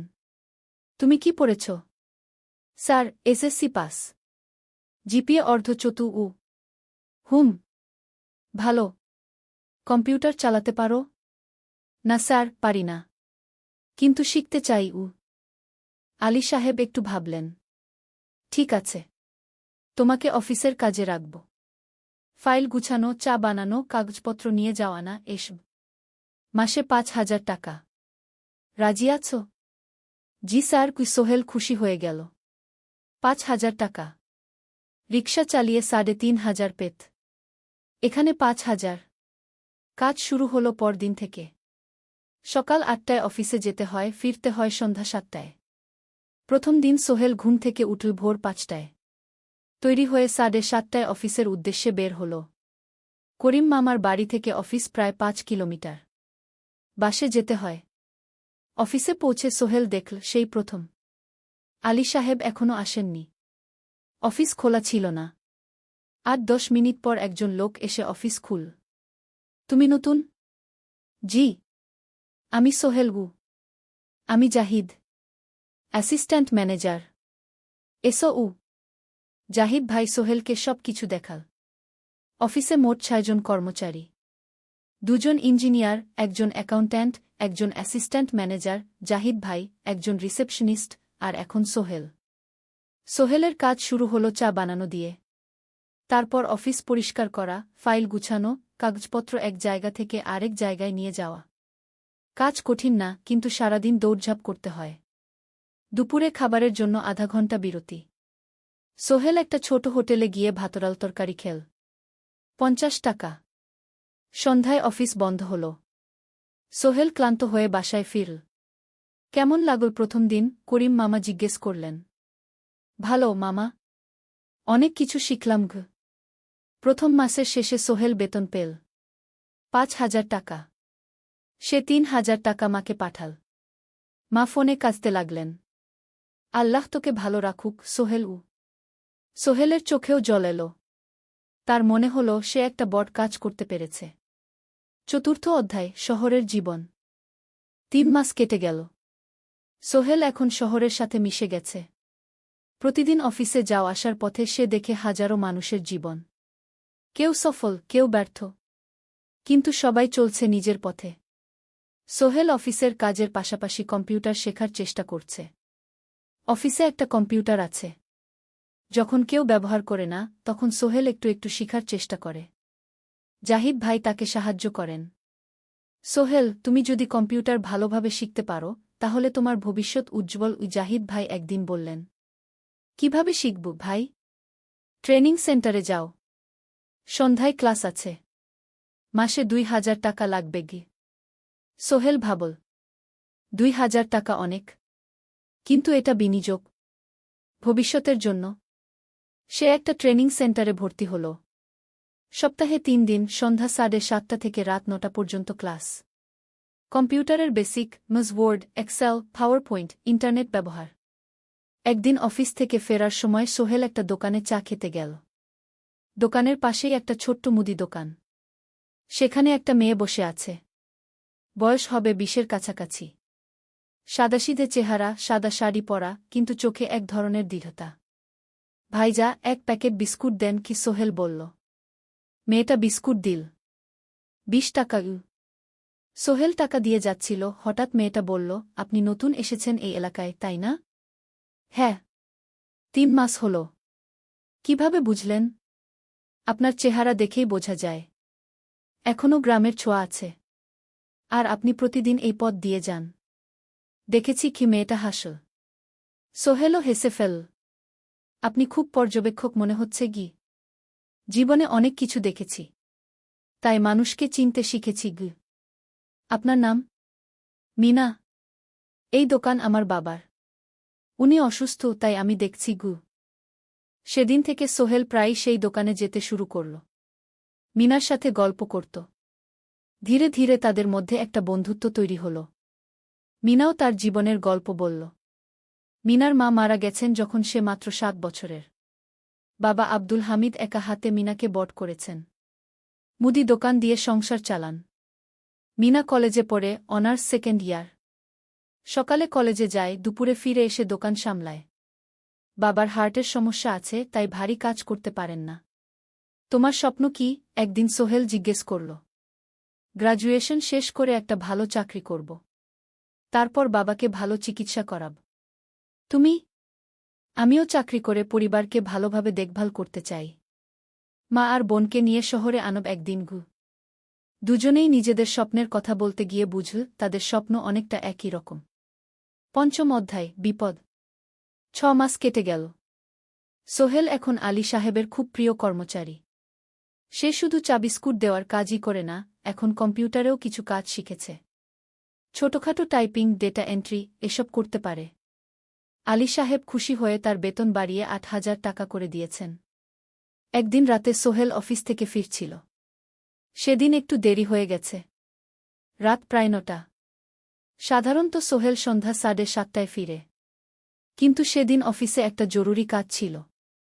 বাস থেকে নেমে সোহেল বাড়ির দিকে হাঁটছিল। হঠাৎ একটা অন্ধকার গলিতে ৩ জন লোক তাকে ঘিরে ধরল। তাদের চেহারা দেখেই বোঝা যাচ্ছিল ভালো উদ্দেশ্য নিয়ে আসেনি। টাকা দে তাড়াতাড়ি, একজন বলল। তার হাতে একটা ছুরি। সোহেল ভয় পেয়ে গেল। ভাই, আমার কাছে খুব কম টাকা আছে গি। যা আছে দে, তাড়াতাড়ি করো। সোহেল কাঁপতে কাঁপতে তার পকেট থেকে ৫ টাকা বের করে দিল। এই টাকা দিয়ে সে বাজার করবে ভেবেছিল।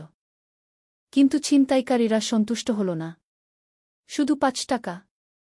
তোর ব্যাগে কি আছে? তারা সোহেলের ব্যাগ কেড়ে নিল। ব্যাগে ছিল তার মোবাইল, কম্পিউটার ট্রেনিং সেন্টারের সার্টিফিকেট আর কিছু গুরুত্বপূর্ণ কাগজপত্র। না ভাই, ব্যাগটা ফেরত দেন। ওতে আমার জরুরি জিনিস আছে। মোবাইল নিয়ে নেন, কিন্তু ব্যাগটা দেন গু। কিন্তু ওরা শুনল না। একজন সোহেলকে জোরে ধাক্কা দিল। সোহেল পড়ে গেল। মাথা রাস্তার কংক্রিটে ধাক্কা লেগে গেল। রক্ত বের হল। ৩ জন দৌড়ে পালিয়ে গেল। কিছুক্ষণ সোহেল অজ্ঞান হয়ে পড়ে রইল। তারপর ধীরে ধীরে জ্ঞান ফিরল। মাথায় প্রচণ্ড ব্যথা। সে উঠে দাঁড়ানোর চেষ্টা করল, কিন্তু মাথা ঘুরছিল। কোনোমতে একটা দেয়াল ধরে দাঁড়াল। একজন পথচারী তাকে দেখে থামল। কি হয়েছে ভাই? ছিনতাই হয়েছে গি? এসো, আমি তোমাকে হাসপাতালে নিয়ে যাই। কিন্তু সোহেল রাজি হল না। না, ঠিক আছি, বাড়ি যেতে পারব। সে কোনোমতে করিম মামার বাড়িতে পৌঁছাল। দরজা খুলেই সালমা আপা চিৎকার করে উঠলেন। ও আল্লাহ! কি হয়েছে? করিম মামা দৌড়ে এলেন। সোহেলকে ভেতরে নিয়ে গেলেন। তার মাথায় জল ঢেলে রক্ত পরিষ্কার করলেন। ক্ষতটা বেশ গভীর। হাসপাতালে যেতে হবে কি? করিম মামা বললেন। তারা একটা অটোরিকশা নিয়ে নিকটস্থ হাসপাতালে গেলেন। ডাক্তার সোহেলের মাথায় ৩টা সেলাই দিলেন। বলল, ১ সপ্তাহ বিশ্রাম নিতে হবে। কোনো ভারী কাজ করা যাবে না। হাসপাতাল থেকে ফিরে সোহেল শুয়ে রইল। তার মনে হচ্ছিল সবকিছু শেষ হয়ে গেছে। মোবাইল চলে গেছে, গুরুত্বপূর্ণ কাগজপত্র চলে গেছে। এখন ১ সপ্তাহ অফিস করতে পারবে না। পরদিন সকালে করিম মামা আলী সাহেবকে ফোন করে সব জানালেন। আলী সাহেব বললেন, ঠিক আছে, সোহেল ভালো হয়ে এলে আসবে, চিন্তার কিছু নেই গি। মিনা যখন এই খবর শুনল, সে সন্ধ্যায় সোহেলকে দেখতে এল করিম মামার বাড়িতে। সাথে এনেছিল কিছু ফল। কি হয়েছিল? মিনা চিন্তিত গলায় জিজ্ঞেস করল। সোহেল সব বলল। মিনা রেগে গেল। এই শহরে এখন অনেক অপরাধ বেড়ে গেছে। পুলিশ কিছু করে না। তুমি পুলিশে রিপোর্ট করেছ? না। লাভ নেই। তবুও করা উচিত। তোমার মোবাইলটা হয়তো খুঁজে পাওয়া যাবে গি। করিম মামা সোহেলকে নিয়ে পুলিশ স্টেশনে গেলেন। জেনারেল ডায়েরি করলেন। কিন্তু পুলিশ খুব একটা আশা দিল না। দেখি কিছু করা যায় কিনা গু। সোহেল বুঝল মোবাইল আর ফিরবে না। সেই ১ সপ্তাহ সোহেলের জীবনের সবচেয়ে কঠিন সময় ছিল। সে শুধু শারীরিকভাবেই ক্ষতিগ্রস্ত হয়নি, মানসিকভাবেও ভেঙে পড়েছিল। প্রতিরাতে দুঃস্বপ্ন দেখত। সেই ৩ জন ছিনতাইকারীর মুখ ভুলতে পারছিল না। মিনা প্রায় প্রতিদিন আসত। তাকে সাহস দিত। তুমি হাল ছেড়ো না সোহেল। জীবনে এরকম খারাপ সময় আসে, কিন্তু এটা কাটিয়ে ওঠাই হলো আসল বীরত্ব। সোহেলের মা গ্রাম থেকে ফোন করতেন। করিম মামার মোবাইল থেকে। তুই ভালো আছিস তো? সোহেল মাকে সব সত্যি বলেনি। শুধু বলেছে, হ্যাঁ মা, ভালো আছি। একটু জ্বর হয়েছিল। এখন ভালো। ১ সপ্তাহ পর সোহেল আবার অফিসে গেল। আলী সাহেব তাকে দেখে খুশি হলেন। কেমন আছো? ভালো আছি স্যার। ঠিক আছে, তবে প্রথম কয়েকদিন হালকা কাজ করবে গু। সোহেল আবার কাজে মন দিল। কিন্তু একটা জিনিস তাকে খুব কষ্ট দিচ্ছিল, তার মোবাইল নেই। মায়ের সাথে কথা বলতে পারছে না নিয়মিত। করিম মামার মোবাইল চাইতে সংকোচ লাগে। একদিন জাহিদ ভাই তাকে ডাকলেন। সোহেল, আমার একটা পুরনো মোবাইল আছে, তুমি ব্যবহার করো? না ভাই, আমি নাও, আমার কাজে লাগছে না, তুমি রাখো গু। সোহেল কৃতজ্ঞতায় প্রায় কেঁদে ফেল। ধন্যবাদ ভাই। মোবাইল পেয়ে সোহেল প্রথমেই মাকে ফোন করল। মা খুব খুশি হলেন। এতদিন ফোন করিসনি কেন? মা, মোবাইলটা নষ্ট হয়ে গিয়েছিল। নতুন নিয়েছি। মায়ের গলায় স্বস্তি ফুটে উঠল। ষষ্ঠ অধ্যায়, নতুন সুযোগ। আরও 3 মাস কেটে গেল। সোহেল পুরোপুরি সুস্থ হয়ে গেছে। তার জীবন আবার স্বাভাবিক হয়ে এসেছে। সে এখন কম্পিউটার ট্রেনিং শেষ করেছে। সার্টিফিকেট পেয়েছে। কিন্তু একটা ঘটনা তার জীবনে বড় পরিবর্তন নিয়ে এলো।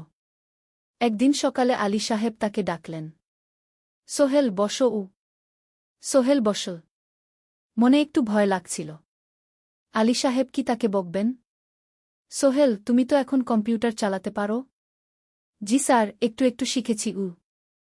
ভালো। আমি তোমার কাজ দেখছি। তুমি খুব পরিশ্রমী আর সৎ। আমাদের কোম্পানিতে এরকম মানুষের দরকার। সোহেল কিছু বুঝতে পারছিল না। আমি তোমাকে একটা সুযোগ দিতে চাই। আমাদের কোম্পানি একটা ট্রেনিং প্রোগ্রাম চালু করছে নতুন কর্মচারীদের জন্য। 6 মাসের কোর্স। কম্পিউটার অ্যাকাউন্টিং, ভবন নির্মাণের হিসাব নিকাশ, প্রজেক্ট ম্যানেজমেন্ট সব শিখবে। কোম্পানি সব খরচ দেবে। ট্রেনিংয়ের সময় তোমার বেতনও চলবে। রাজি আছো? সোহেল বিশ্বাস করতে পারছিল না। স্যার, সত্যি? আমাকে এত বড় সুযোগ দিচ্ছেন? হ্যাঁ। তুমি ভালো ছেলে, পরিশ্রমী। আমি তোমাকে এগিয়ে দিতে চাই। ভবিষ্যতে তুমি এই কোম্পানির একজন গুরুত্বপূর্ণ কর্মচারী হবে। সোহেল কৃতজ্ঞতায় প্রায় কেঁদে ফেল। ধন্যবাদ স্যার। আমি কঠোর পরিশ্রম করব। আমি জানি। সেদিন সন্ধ্যায় সোহেল মিনার দোকানে গেল। মিনাকে খবরটা দিল। মিনা খুব খুশি হল। তার চোখে জল এসে গেল। তুমি পারবে সোহেল। আমি জানি। সোহেল তার মা আর বোনকেও ফোন করে খবরটা দিল। মা কাঁদতে লাগলেন। তোর বাবা বেঁচে থাকলে কত খুশি হতো। ট্রেনিং শুরু হলো পরের মাস থেকে। প্রতিদিন সকালে 3 ঘন্টা ক্লাস, তারপর বাকি সময় অফিসের কাজ। ক্লাসে 5 জন নতুন কর্মচারী। সবাই তরুণ, উৎসাহী। শিক্ষক ছিলেন একজন অভিজ্ঞ ইঞ্জিনিয়ার। নাম রহিম স্যার। তিনি খুব ভালোভাবে সব কিছু বুঝাতেন। কম্পিউটার অ্যাকাউন্টিং, এক্সেলে জটিল ক্যালকুলেশন, প্রজেক্টের বাজেট তৈরি, সময় ব্যবস্থাপনা সব। সোহেল পুরো মনোযোগ দিয়ে শিখতে লাগল। সন্ধ্যায় বাড়ি ফিরে প্র্যাকটিস করত। করিম মামার ছেলের কাছ থেকে একটা ল্যাপটপ ধার নিত কখনো কখনো। 6 মাস পরে ট্রেনিং শেষ হল। সবাই সার্টিফিকেট পেল। আলী সাহেব একটা অনুষ্ঠান করলেন। সোহেল সেরা পারফর্মার হিসেবে একটা বিশেষ পুরস্কার পেল, 5,000 টাকা বোনাস। আলী সাহেব ঘোষণা করলেন, সোহেল, আজ থেকে তুমি আমাদের জুনিয়র অ্যাকাউন্ট অ্যাসিস্ট্যান্ট। তোমার বেতন 15,000 টাকা। সোহেল অবাক হয়ে গেল। 8,000 থেকে 15,000, প্রায় দ্বিগুণ। সেদিন রাতে সোহেল ঘুমাতেই পারল না। খুশিতে, উত্তেজনায় তার চোখে ঘুম নেই। সে ভাবল তার জীবন কিভাবে বদলে যাচ্ছে। 2 বছর আগে যে রিকশা চালাত, আজ সে একটা নামকরা কোম্পানির অ্যাকাউন্ট অ্যাসিস্ট্যান্ট। 7ম অধ্যায়, প্রেম ও প্রস্তাব। 1.5 বছর হয়ে গেল সোহেলের চট্টগ্রাম আসার। সে এখন একজন সফল যুবক। তার মা গ্রামে খুব খুশি। প্রতি মাসে সোহেল 10,000 টাকা পাঠায়। ছোট বোন ঋতু এখন কলেজে ভর্তি হয়েছে সোহেলের পাঠানো টাকায়। মায়ের চিকিৎসাও ভালোভাবে হচ্ছে। মিনার সাথে সোহেলের সম্পর্ক এখন আর শুধু বন্ধুত্ব নয়। দুজন দুজনকে ভালোবাসে। কিন্তু কেউ কাউকে সরাসরি বলার সাহস পায়নি। প্রতিদিন দেখা হয়, গল্প হয়, কিন্তু সেই একটা কথা বলা হয়ে ওঠে না। একদিন শুক্রবার ছুটির দিন। সোহেল মিনাকে বলল, আজ কি একটু ঘুরতে যাবে? কোথায়? পতেঙ্গা বিচ। তুমি কি কখনো গেছ? না। কিন্তু আমার দোকান। শুক্রবার। তোমার বাবা সামলাবে। মিনা রাজি হয়ে গেল। দুপুরে দুজনে বাস নিয়ে পতেঙ্গা গেল। সমুদ্র দেখে মিনা অবাক হয়ে গেল। কি সুন্দর! দুজনে বালিতে বসল। ঢেউয়ের শব্দ শুনতে শুনতে গল্প করছিল। হঠাৎ সোহেল বলল, মিনা, তোমার সাথে কিছু বলার ছিল। বলো। সোহেল একটা লম্বা শ্বাস নিল। তুমি জানো, আমি তোমাকে ভালোবাসি। মিনা হাসল। তার চোখ ভিজে গেল। জানি। আমিও তোমাকে ভালোবাসি সোহেল। সোহেল অবাক হয়ে গেল। সত্যি? হ্যাঁ। অনেক দিন ধরেই জানি। তুমি আমার জীবনে এসে সব কিছু বদলে দিয়েছ। তোমার সাথে থাকলে আমার মনে হয় আমি যে কোনো কিছু করতে পারব। দুজনে কিছুক্ষণ চুপ করে বসে রইল। সমুদ্রের ঢেউ এসে পায়ে লাগছিল। সূর্য পশ্চিমে ঢলে পড়ছে। আকাশ লালকুমলা হয়ে গেছে। কিন্তু আমার বাবার সাথে কথা বলতে হবে কি মিনা বলল। আমি তৈরি। যখন বলবে তখন বলবো। পরের সপ্তাহে সোহেল মিনার বাবার সাথে কথা বলল। আব্দুল হামিদ সাহেব প্রথমে একটু দ্বিধা করলেন। তুমি কোনো পরিবারের ছেলে? তোমার বাবা কি করতেন? সোহেল সব সত্যি বলল। তার বাবা ছিলেন স্কুল শিক্ষক। মারা গেছেন 10 বছর আগে। মা গ্রামে থাকেন। ছোট বোন কলেজে পড়ে। তুমি নিজে কি করো? আমি আলামিন কনস্ট্রাকশন কোম্পানিতে জুনিয়র অ্যাকাউন্ট অ্যাসিস্ট্যান্ট। মাসে 15,000 টাকা বেতন। আব্দুল হামিদ সাহেব ভাবলেন। তারপর বললেন, দেখো মিনা আমার একমাত্র সন্তান। তার মা নেই। আমি একা তাকে বড় করেছি। আমি চাই মিনা একজন ভালো ছেলের সাথে বিয়ে হোক। তুমি দেখতে ভালো ছেলে মনে হচ্ছে। কিন্তু আমাকে তোমার মায়ের সাথে দেখা করতে হবে। তোমার পরিবারকে জানতে হবে। জি আঙ্কেল। আমি ব্যবস্থা করছি। সোহেল খুশিতে আটখানা। সে সেদিন রাতেই তার মাকে ফোন করল। মাকে সব বলল। মা প্রথমে অবাক হলেন। তারপর খুশি হলেন। মিনা মেয়েটা কেমন? খুব ভালো মা। তুমি দেখলে পছন্দ করবে। ঠিক আছে। আমি আর ঋতু আসছি চট্টগ্রাম। 2 সপ্তাহ পর সোহেলের মা আর বোন চট্টগ্রাম এলো। সোহেল তাদের নিয়ে মিনার বাড়িতে গেল। 2 পরিবার একসাথে বসল। মিনার বাবা সোহেলের মাকে দেখে খুশি হলেন। সোহেলের মা সহজ সরল ভদ্রমহিলা। আপনার ছেলে খুব ভালো। মিনা তাকে পছন্দ করে। আমিও রাজি। আব্দুল হামিদ সাহেব বললেন। আমার সোহেল সৎ ছেলে। মিনাকে খুব ভালোবাসে। আমি জানি ও মিনাকে সুখে রাখবে। কি সোহেলের মা বললেন। বিয়ের তারিখ ঠিক হল 3 মাস পর। এই 3 মাসে সোহেল যথেষ্ট টাকা জমাবে। বিয়ে হবে সাদামাটা কিন্তু সুন্দর। 8ম অধ্যায় নতুন পথ। 3 মাস কেটে গেল দ্রুত। সোহেল প্রতিদিন কঠোর পরিশ্রম করছিল। অফিসে তার কাজের প্রশংসা হচ্ছে। আলী সাহেব তাকে এখন ছোটখাটো প্রজেক্টের হিসাব দেখতে দিচ্ছেন। সোহেল তার সঞ্চিত টাকা দিয়ে বিয়ের আয়োজন করল। বিয়ে হল মিনার বাড়ির কাছের একটা কমিউনিটি সেন্টারে। খুব বেশি লোক আসেনি। 2 পরিবারের আত্মীয় স্বজন আর অফিসের কয়েকজন সহকর্মী। কিন্তু অনুষ্ঠান ছিল খুব সুন্দর। সোহেল যখন মিনাকে বিয়ের পোশাকে দেখল তার মনে হল পৃথিবীর সবচেয়ে সুন্দর মেয়ে সে। লাল শাড়ি পরা, মুখে হালকা মেকআপ, কিন্তু তার স্বাভাবিক সৌন্দর্য ছিল আসল। বিয়ের পর সোহেল একটা ছোট্ট ফ্ল্যাট ভাড়া নিল। 2 রুমের ফ্ল্যাট, মাসে ভাড়া 5,000 টাকা। মিনা এখনও তার পড়াশোনা চালিয়ে যাচ্ছে। আরও 1 বছর বাকি গ্র্যাজুয়েশন শেষ হতে। সোহেলের মা আর বোন গ্রামে ফিরে গেল। মা বলে গেলেন, সোহেল, মিনাকে ভালো রাখিস। মেয়েরা অনেক ত্যাগ করে সংসার করতে। জানি মা। নতুন জীবন শুরু হল। সোহেল সকালে অফিসে যায়, সন্ধ্যায় ফেরে। মিনা সকালে কলেজে যায়, দুপুরে ফিরে রান্না করে, ঘর গোছায়। সন্ধ্যায় দুজনে একসাথে বসে পড়াশোনা করে, গল্প করে, টিভি দেখে। জীবন সুন্দর ছিল। কিন্তু চ্যালেঞ্জও ছিল। মাসিক খরচ, ভাড়া 5,000, বাজার 3,000, বিদ্যুৎ গ্যাস 1,000, মায়ের জন্য 5,000, মিনার কলেজের খরচ 1,200। মোট প্রায় 14,000 টাকা। বাঁচত মাত্র 1,000 খানেক। কিন্তু সোহেল হাল ছাড়ল না। সে সন্ধ্যায় একটা কম্পিউটার ট্রেনিং সেন্টারে পার্ট টাইম পড়ানো শুরু করল। সপ্তাহে 3 দিন 2 ঘন্টা করে। এতে মাসে আরও 3,000 টাকা আসতে লাগল। মিনাও বসে থাকল না। সে বাড়িতে বসে কয়েকজন স্কুলের ছাত্রছাত্রীকে টিউশন পড়াতে শুরু করল। মাসে 2,000 টাকা আয়। এভাবে কেটে গেল 6 মাস। দুজন মিলে পরিবার চালাচ্ছে, স্বপ্ন দেখছে। একদিন সোহেল বলল, মিনা, আমি একটা নতুন স্বপ্ন দেখছি। কি? আমি নিজে একটা ছোট্ট কনস্ট্রাকশন কোম্পানি খুলতে চাই। ছোট ছোট প্রজেক্ট নেব। বাড়ি মেরামত, ছোট বিল্ডিং বানানো, এসব। তোমার কি যথেষ্ট অভিজ্ঞতা আছে? আছে। আমি 2 বছর ধরে এই কাজের সাথে জড়িত। অনেক কিছু শিখেছি। আর আলী সাহেবও আমাকে সাহায্য করবেন গু। কিন্তু টাকা কোথায়? কোম্পানি খুলতে তো অনেক টাকা লাগবে গি। আমি জমাচ্ছি। আরও 1 বছর কাজ করব। তারপর চেষ্টা করব। মিনা তাকে সমর্থন দিল। তুমি পারবে। তোমার মধ্যে সেই শক্তি আছে গি। নবম অধ্যায়, চ্যালেঞ্জের সময়। কিন্তু ভাগ্য সবসময় অনুকূলে থাকে না। সোহেল যখন স্বপ্ন দেখছিল নিজের কোম্পানি খোলার, তখনই একটা বড় সমস্যা এলো। আলী সাহেবের কোম্পানি একটা বড় প্রজেক্ট পেয়েছিল।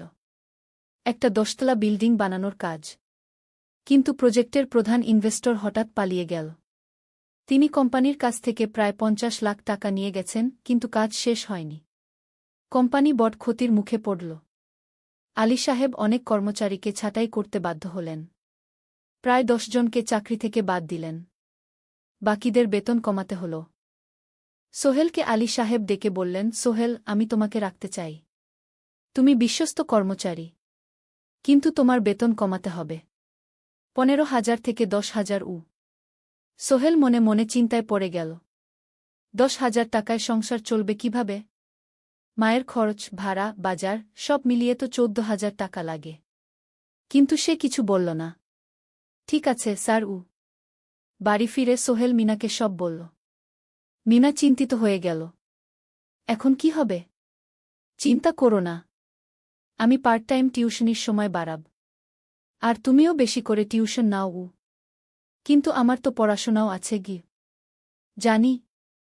কিন্তু এখন এটাই করতে হবে গু। সোহেল সন্ধ্যায় আরও 2টো জায়গায় পার্ট টাইম কাজ খুঁজল। একটা দোকানের সন্ধ্যায় হিসাব দেখার কাজ পেল। মাসে 2,000 টাকা। আরেকটা জায়গায় সপ্তাহান্তে কম্পিউটার রিপেয়ারের কাজ পেল। মাসে 1,500 টাকা। মিনাও 3 জন নতুন স্টুডেন্ট নীল টিউশনে। তার আয় বাড়ল 2,000 থেকে 3,500-এ। কঠিন সময় ছিল। সোহেল সকাল 8টায় অফিসে যেত, সন্ধ্যা 6টায় ফিরত। তারপর একটু বিশ্রাম নিয়ে 7:30টায় বের হতো পার্ট টাইম কাজে। রাত 10টায় বাড়ি ফিরত। রবি-সোমবার কম্পিউটার রিপেয়ারের কাজ। মিনাও সকালে কলেজে যেত, দুপুরে ফিরে রান্না করত, তারপর বিকেলে টিউশন পড়াত। রাতে খাওয়া দাওয়ার পর পড়াশোনা করত। দুজনেরই শরীর খারাপ হতে শুরু করল। সোহেল একদিন অফিসে অজ্ঞান হয়ে পড়ে গেল। ডাক্তার দেখাতে নিয়ে গেল। ডাক্তার বলল, অতিরিক্ত পরিশ্রম। শরীরে পুষ্টির অভাব। ঠিকমতো খাচ্ছেন না মনে হচ্ছে গি। সত্যি কথা, খরচ বাঁচাতে সোহেল আর মিনা অনেক সময় কম খেত। মাংস মাছ কিনত সপ্তাহে একদিন। বাকি সময় শাকসবজি, ডাল। মিনা সোহেলকে বলল, আর নয় সোহেল। তুমি এভাবে নিজেকে শেষ করে ফেলছ। আমার পড়াশোনা বন্ধ করে দিই। আমি ফুল টাইম চাকরি করি গি। না, সোহেল জোর দিয়ে বলল। তোমার পড়াশোনা বন্ধ হবে না। আরও মাত্র 6 মাস বাকি। তুমি গ্রাজুয়েট হবেই গি। কিন্তু তুমি আমি ঠিক হয়ে যাব। চিন্তা করো না গে। কিন্তু পরিস্থিতি আরও খারাপ হলো যখন সোহেলের মায়ের অসুখ হল। হার্টের সমস্যা। হাসপাতালে ভর্তি করতে হল। খরচ 50,000 টাকা। সোহেলের হাতে এত টাকা কোথায়? সে করিম মামার কাছে ধার চাইল। করিম মামা 20,000 টাকা দিলেন। বাকি 30,000 টাকা সোহেল একটা এনজিও থেকে ঋণ নিল। সুদের হার মাসে 2%।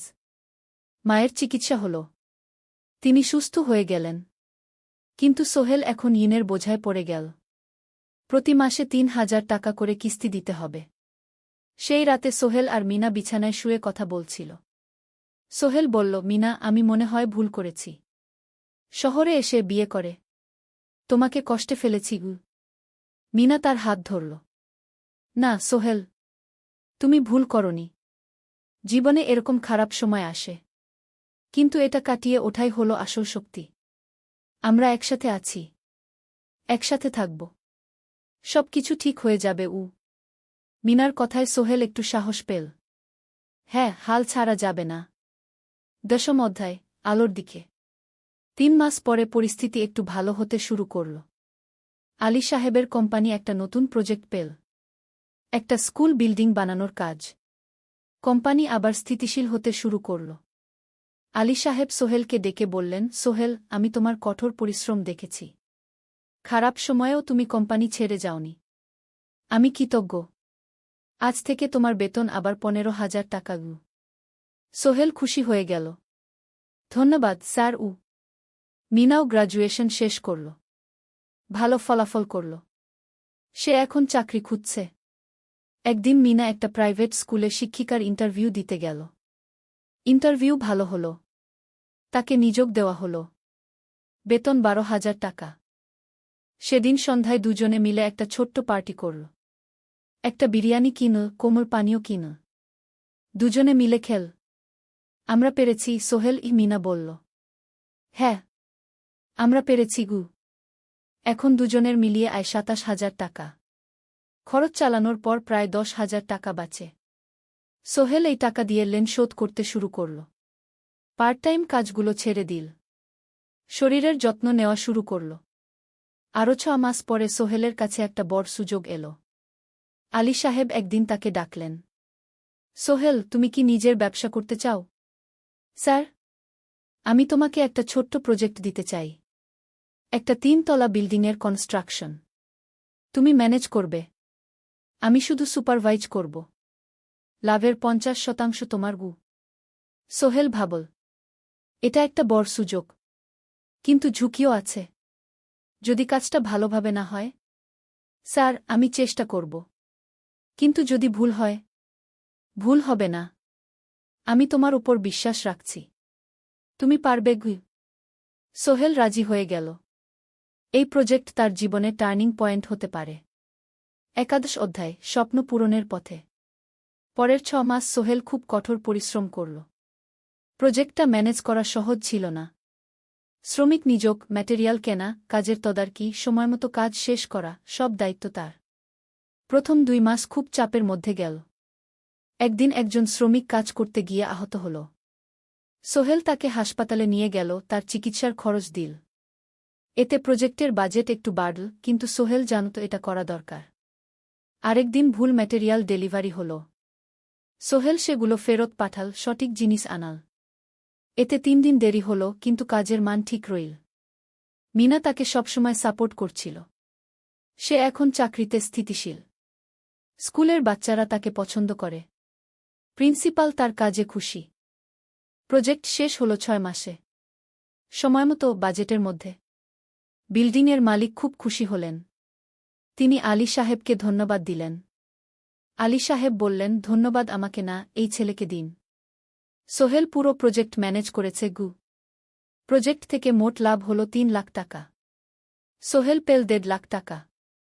তার জীবনে এত টাকা এই প্রথম। সে করিম মামার ঋণ শোধ করল। এনজিওর বাকি ঋণ শোধ করল। তারপর তার মাকে 50,000 টাকা পাঠাল। মা দিয়ে গ্রামের বাড়িটা একটু মেরামত করাল, বোন ঋতুর জন্য একটা ল্যাপটপ কিনল। বাকি টাকা দিয়ে সোহেল একটা ব্যাংক অ্যাকাউন্টে জমা রাখল। ভবিষ্যতের জন্য। আলী সাহেব সোহেলকে আরও 2টো প্রজেক্ট দিলেন। এবার একটু বড়। সোহেল আত্মবিশ্বাসের সাথে সেগুলোও শেষ করল। 2 বছর পরে সোহেল সিদ্ধান্ত নিল, এবার নিজের কোম্পানি খোলার সময় এসেছে। দ্বাদশ অধ্যায়, নতুন শুরু। সোহেল তার সব জমানো টাকা দিয়ে একটা ছোট্ট অফিস ভাড়া নিল। 2 রুমের অফিস। একটা রুমে কাজের জায়গা, আরেকটায় ছোট্ট মিটিং রুম। অফিসের সামনে একটা বোর্ড লাগাল, Sohel construction and development. Mina তাকে সাহায্য করছিল। সে অফিসের অ্যাকাউন্টস দেখত সন্ধ্যায় স্কুল থেকে ফিরে। দুজন মিলে একটা টিম। প্রথমে ছোট ছোট কাজ নিল। বাড়ি মেরামত, দোকান সংস্কার, ছোট বিল্ডিং কনস্ট্রাকশন। কাজের মান ভালো রাখার চেষ্টা করল। সময়মতো শেষ করল। দাম ন্যায্য রাখল। ধীরে ধীরে সোহেলের সুনাম ছড়িয়ে পড়ল। মানুষ তাকে বিশ্বাস করত। তার কাছে নতুন নতুন কাজ আসতে লাগল। প্রথম বছর খুব কষ্ট হল। কখনো লাভ হতো, কখনো লস। কিন্তু সোহেল থেমে থাকল না। সে শিখতে লাগল ব্যবসা কিভাবে চালাতে হয়। দ্বিতীয় বছরে পরিস্থিতি ভালো হল। সোহেল এখন 3 জন স্থায়ী কর্মচারী নিযোগ দিল। একজন ইঞ্জিনিয়ার, একজন সুপারভাইজার, একজন অফিস সহায়ক। তৃতীয় বছরে একটা বড় প্রজেক্ট পেল। একটা স্কুল বিল্ডিং বানানোর কাজ। 5 তলা বিল্ডিং। সোহেল পুরো মনোযোগ দিয়ে কাজটা করল। শ্রমিকদের ভালো বেতন দিল, ভালো ম্যাটেরিয়াল ব্যবহার করল, সময়মতো কাজ শেষ করল। স্কুল কর্তৃপক্ষ খুব খুশি হল। তারা সোহেলের কাজের প্রশংসা করল। এই প্রজেক্ট থেকে সোহেল প্রায় ৫ লাখ টাকা লাভ করল। এই টাকা দিয়ে সে আরও ভালো একটা অফিস নিল, আরও কর্মচারী নিযোগ দিল। এখন তার কোম্পানিতে ১০ জন স্থায়ী কর্মচারী। প্রজেক্ট অনুযায়ী আরও শ্রমিক নিযোগ দেওয়া হয়। ১৩ অধ্যায় পরিবার। এদিকে সোহেল আর মিনার সংসারেও খুশির খবর এল। মিনা গর্ভবতী। ৯ মাস পর তাদের একটা মেয়ে হল। নাম রাখল সারা। সারা যখন জন্মাল, সোহেলের মা আর বোন চট্টগ্রামে এল। মা ১ মাস থেকে গেলেন। মিনাকে সাহায্য করলেন। সোহেল এখন একটা বড় ফ্ল্যাট ভাড়া নিয়েছে। ৩ রুমের ফ্ল্যাট। একটা রুমে সোহেল, মিনা, একটায় সারা, আরেকটায় অতিথি রুম। মায়ের জন্য সোহেল সিদ্ধান্ত নিল তাকে চট্টগ্রামে নিয়ে আসবে। গ্রামে একা থাকা ঠিক না। কিন্তু মা রাজি হলেন না। না বাবা, আমি গ্রামেই থাকব। এখানে আমার পরিচিত মানুষ আছে। তোর বোনকে নিয়ে যা। ও ঢাকায় পড়ছে, চট্টগ্রামে এনে ভালো কোথাও ভর্তি করিয়ে দেগি। সোহেল তাই করল। ঋতুকে চট্টগ্রাম বিশ্ববিদ্যালয়ে ভর্তি করিয়ে দিল। ঋতু এখন সোহেলের ফ্ল্যাটে থাকে, বিশ্ববিদ্যালয়ে পড়ে। সোহেলের মনে হল তার জীবন এখন পরিপূর্ণ। স্ত্রী, মেয়ে, বোন সবাই তার কাছে। ব্যবসা ভালো চলছে। মা গ্রামে সুখে আছেন। ১৪ অধ্যায় সফলতার শিখরে। ৫ বছর কেটে গেল। সোহেল এখন একজন সফল উদ্যোক্তা। তার কোম্পানি কি সোহেল কনস্ট্রাকশন অ্যান্ড ডেভেলপমেন্ট এখন চট্টগ্রামে বেশ পরিচিত। প্রায় ৩০ জন কর্মচারী তার অধীনে কাজ করে। সোহেল এখন শুধু ছোট প্রজেক্ট করে না, বড় বড় প্রজেক্টও করে। একটা ৮তলা বিজনেস কমপ্লেক্স বানানোর কাজ পেয়েছে। একটা হাসপাতাল বিল্ডিং বানাচ্ছে। মিনা এখনও স্কুলে পড়ায়। সে এখন ভাইস প্রিন্সিপাল। সাথে সোহেলের কোম্পানির অ্যাকাউন্টস ম্যানেজার। দুজন মিলে ব্যবসা চালা। সারা এখন ৪ বছরের। স্কুলে ভর্তি হয়েছে। খুব চালাক মেয়ে। ঋতু বিশ্ববিদ্যালয় থেকে গ্রাজুয়েট হয়ে একটা ব্যাংকে চাকরি পেয়েছে। একদিন আলী সাহেব